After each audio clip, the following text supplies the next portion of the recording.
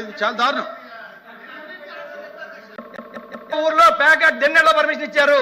Packet అయితే సరుపుకో 30 కూర్చోండి. MLA పోవచ్చు. ప్లీజ్ కూర్చోండి. మంత్రి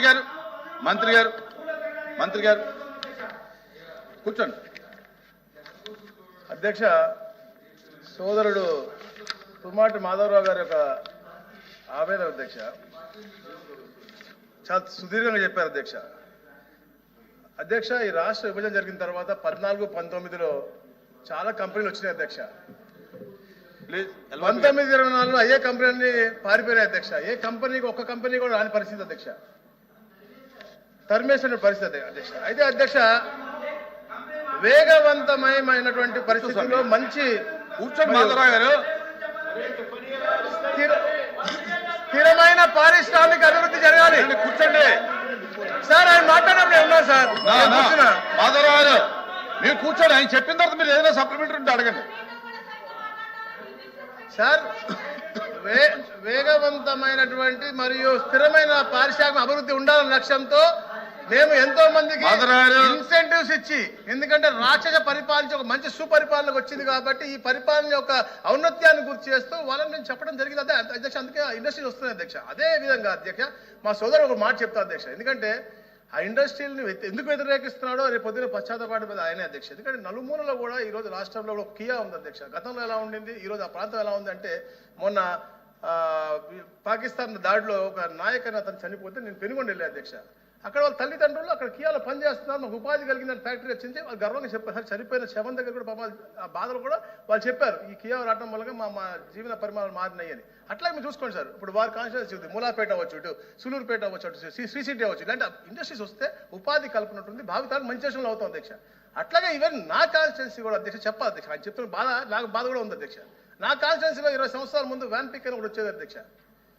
అది రాకపోయినది ఎందుకు రాలేదు సరే, ఎవరు ఏం చేశారు, ఏఎంసీబీఐ అని పక్క పెడతాం అధ్యక్ష. అది రాకపోవడం మూలంగా ఈరోజు కనెక్టివిటీ లేదు. ఉపాధి కోసం నా కాన్స్టిట్యూన్సీలో ఉన్న ప్రజలు అల్లాడిపోతున్నారు అధ్యక్ష. ఉపాధి కోసం ఎక్కడెక్కడో పోవాల్సి వస్తుంది అధ్యక్ష. ఇండస్ట్రియలైజేషన్ అయితేనే మనకు ఉపాధి కలుగుతుంది. అలా అని చెప్పేసి అగ్రికల్చర్ ల్యాండ్స్ ఫోర్స్గా లాక్కోమనో లేకపోతే అగ్రికల్చర్ లేకుండా చేయమని చెప్పి ఎవరు కోరు. ఎక్కడైతే ఎలాంటి దానికి అవకాశాలు కల్పిస్తాం దాని ప్రకారంగా చేయాలని చెప్పి తపనతో పనిచేస్తాను తప్ప ఎక్కడ కూడా ఎవరికి అన్యాయం చేయాలని లేదు అధ్యక్ష.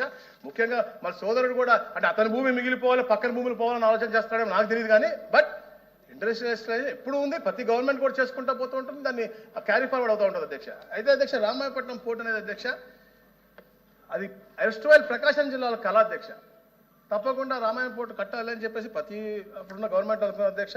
దాంతోపాటు అధ్యక్ష ఒక ఇండస్ట్రియల్ హబ్ కూడా అక్కడ ఉంటేనే బాగుంటుంది, ఎందుకంటే లేకపోతే అనుసంధానం లేకపోతే వైబుల్ ఉండదని చెప్పేసి లక్ష్యంతో అధ్యక్ష ఇండస్ట్రియల్ హబ్ కూడా కట్టాలని చెప్పేసి అప్పుడే నిర్ణయించారు అధ్యక్ష. అలా ఉపాధి అవకాశాలు కల్పించాలని చెప్పేసి పెద్ద ఎత్తున ఈ కార్యక్రమం చెప్పారు అధ్యక్ష.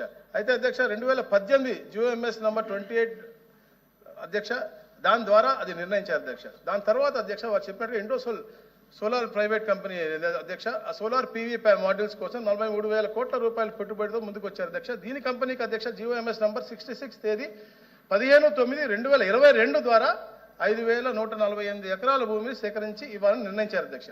వీటితో పాటు అధ్యక్ష రామాయంపట్నం పోర్టులోని డెడికేటెడ్ బర్త్ కేటాయించారు అధ్యక్ష. ఎప్పుడు అధ్యక్ష? 2022 అధ్యక్ష. తర్వాత అధ్యక్ష ఆ తదుపరి GOMS నంబర్ 112 తేదీ 9/11/2023 అధ్యక్ష. దాని ద్వారా అధ్యక్ష 3,200 ఎకరాలు ఇండోసోల్ కంపెనీకి కేటాయించారు అధ్యక్ష. అయితే అధ్యక్ష అప్పుడు BPCL రావడం వాస్తవం, వారు వచ్చారు. BPCL ఇంకా పెద్ద కంపెనీ వారు వచ్చారు. వారు రిఫైనరీ కోసం గుడ్లూరు మండలం రావూరు అలాగే చేవూరు గ్రామాలు భూములు అనుకూలంగా ఉంటాయని చెప్పడంతో అధ్యక్ష అయ్యి వాటికి కేటాయిస్తూ అధ్యక్ష అక్కడ పక్కన ఉన్నటువంటి మన కారేడు గ్రామానికి అధ్యక్ష అప్పుడు APIC వారి ద్వారా అభ్యర్థన పెట్టారు అధ్యక్ష. అది కలెక్టర్ నెల్లూరు వారు తేదీ 19/6/2025 అధ్యక్ష. ఆ రోజు నోటిఫికేషన్ ఇచ్చారు భూసేకరణ కోసం. ప్రాథమిక స్థాయిలో ప్రజల నుంచి కొంచెం వ్యతిరేకత వచ్చింది అధ్యక్ష. ఏంటంటే వాళ్ళకి చాలా మంచి భూములు మాయి సారవంతమైన భూములు మేము తక్కువకి మేము ఇవ్వలేము అని చెప్పడం జరిగింది అధ్యక్ష. దాని తర్వాత అధ్యక్ష కలెక్టర్లు వెళ్ళారు, మాట్లాడారు, డిఫరెంట్ నోటిఫికేషన్ ఇచ్చారు. చెప్పిన తర్వాత వాళ్ళు అర్థం చేస్తున్నారు సరే ఇక్కడ సారవంతమైన భూములు 2 పంటలు వస్తాయి కాబట్టి 5 లక్షల రూపాయలు మార్కెట్ వాల్యూ ఉంటే దానికి 12.5 లక్షల రూపాయలు వస్తాయి కాబట్టి 20 లక్షల రూపాయల దాకా వాళ్ళు ఇచ్చి ఒప్పించిన తర్వాత అధ్యక్ష ఈ రోజున అధ్యక్ష 500 ఎకరాల వరకు వాళ్ళే ఇచ్చారు అధ్యక్ష. ప్రతి వారం నేను నన్ను మాట్లాడారు జాయింట్ కలెక్టర్లో ప్రతి వారం 100 మంది రైతులు వచ్చి ఇస్తున్నారు అధ్యక్ష. మేమే లాక్కుంది కాదే, వాళ్ళే ఒప్పుకుని, ఎందుకంటే ఆ ప్రాంతంలో 10 లక్షలు ఏదో ఉండేది. ప్రభుత్వం ఒక మంచి ఆలోచనతో ముందుకు వచ్చింది, మంచి ఉపాధి కలుగుతూ ఉంటుంది, ప్లస్ ప్రాంతం అభివృద్ధి చెందుతుంది లక్ష్యంతో వాళ్ళు ఆలోచించారు. కాబట్టి క్రమక్రమంగా అందరూ వస్తున్నారు అధ్యక్ష. ఈ రోజు మళ్ళీ 300 ఎకరాలు నష్టపరిహారం చెల్లించడం జరిగింది అధ్యక్ష 500లో. సో ఆంధ్రప్రదేశ్ రాష్ట్ర ప్రభుత్వం వేగవంతంగా చేయాలని చెప్పేసి వాళ్ళకి స్థిరమైన పరిశ్రమ అభివృద్ధి లక్ష్యంగా విశాఖపట్నం చెన్నై పారిశ్రామిక కారిడార్ ప్రాంతంలో పోర్టు ఆధారిత పరిశ్రమలు అలాగే అభివృద్ధి చేసి రాష్ట్రంలో విస్తృతంగా ఉద్యోగ అవకాశాలు కల్పించాలనే ఉద్దేశంతో ఉలవపాడు మండలం కాడేరు ప్రాంతంలో సుమారు 8,200 ఎకరాల భూమిని ప్రభుత్వ ప్రయోజనాల కోసం పరిశ్రమల కేంద్రంగా అభివృద్ధి చేయడానికి ఆంధ్రప్రదేశ్ ఇండస్ట్రియల్ ఇన్ఫ్రాస్ట్రక్చర్ కార్పొరేషన్ ఏపీఐసిసికి భూమి స్వాధీనం చేసుకోవడానికి జీవో నంబర్ 43 తేదీ 25/3/2025 ద్వారా అనుమతి ఇచ్చింది అధ్యక్ష. అది వారు అడిగినటువంటి జీవో అధ్యక్ష. తదుపరి అధ్యక్ష, దీని ద్వారా అధ్యక్ష 13,00,000 మందికి వాళ్ళు ప్రత్యక్షంగా అధ్యక్ష, అలాగే 17,000 మందికి పరోక్షంగా ఉపాధి కలుగుతున్నారు. అంటే దాదాపు 30,000 మందికి మనం ఉపాధి కల్పించేటువంటి పరిస్థితి అధ్యక్ష.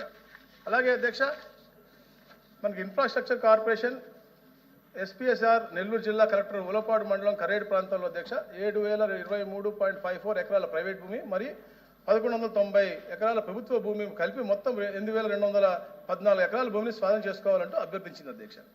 అలాగే అధ్యక్ష, ఇప్పుడు పెద్దలు చెప్పినట్టుగా అన్ని ప్రక్రియలు ప్రాపర్గా చేశారు. ప్రారంభ నోటిఫికేషన్ ఇచ్చారు అధ్యక్ష. ప్రభుత్వ ప్రయోజనార్థం అంటే పరిశ్రమల హబ్ ఏర్పాటు కోసం కాడేరు గ్రామంలో మొత్తం 4,858.17 ఎకరాలకి భూమి స్వాధీనం చేసుకోవడానికి ప్రారంభ నోటిఫికేషన్ ఆర్సీ నంబర్ వారు ఏదైతే 5 చెప్పారో G2 324, G2 325, G2 326, G2 327 మరియు G2 328/2024 తేదీ 19/6/2025 జారీ చేయడం జరిగింది అధ్యక్ష. ఈ గెజెట్ నంబర్ 72, 73, 74, 75, 76 తేదీ 19/6/2025 ద్వారా ప్రచురించబడ్డాయి అధ్యక్ష. అలాగే 26/2025 వివిధ పత్రికలు మరియు స్థానికంగా ప్రకటన ఇవ్వడం జరిగింది అధ్యక్ష. దీనికి సపరేట్గా డిప్యూటీ కలెక్టర్ పెట్టారు అధ్యక్ష. భూమి స్వాధీనం అధికారిగా ప్రత్యేక డిప్యూటీ కలెక్టర్ ఏపీఎంపీ కావలి గారు అభ్యంతరాలు మరియు హక్కులు తెలియజేయడానికి కోరుతూ భూములపై ఆసక్తి ఉన్న వ్యక్తులు భూసేకరణ చట్టం 15 ప్రకారం ఫారం G6GB ద్వారా నోటీసులు ఇచ్చారు అధ్యక్ష. ఇప్పుడు చట్ట ప్రకారం గడువు కూడా ఇచ్చారు అధ్యక్ష. ఏదైతే భూసేకరణ చట్టం 11(1)లో ప్రకారం కలెక్టర్ గారు జారీ చేసిన నోటిఫికేషన్కి 60 రోజుల అభ్యంతరాలు కూడా ఇచ్చారు అధ్యక్ష. ఈ అభ్యంతరాలు అప్పుడు ఈ నోటిఫికేషన్ అధ్యక్ష 19/6/2025 జారీ చేయడం జరిగింది అధ్యక్ష. అది 19/8 కూడా పూర్తయింది అధ్యక్ష. అయితే వ్యక్తిగతంగా కొందరు రావచ్చు, లేకపోతే న్యాయవాదులు తీసుకురావచ్చు అధ్యక్ష. వాళ్ళ దగ్గర వచ్చినటువంటి అభ్యంతరాలు అన్నీ కూడా మాట్లాడుకుని ఏ అయితే వాళ్ళు చెప్పారో మాకు ఇది